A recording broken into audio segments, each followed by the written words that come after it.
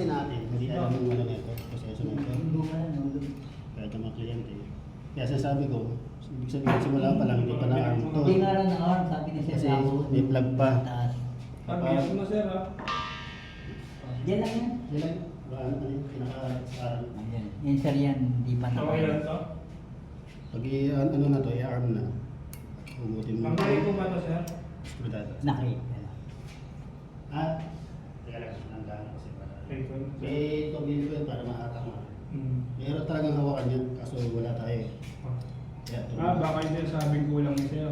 kaya kinuha ko yung tornilyo ko sa pagdating hapon sa taas.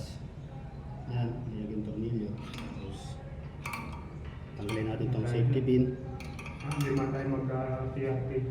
Nga eh. Pin. Kaya sir, video mo na rin para meron kayo.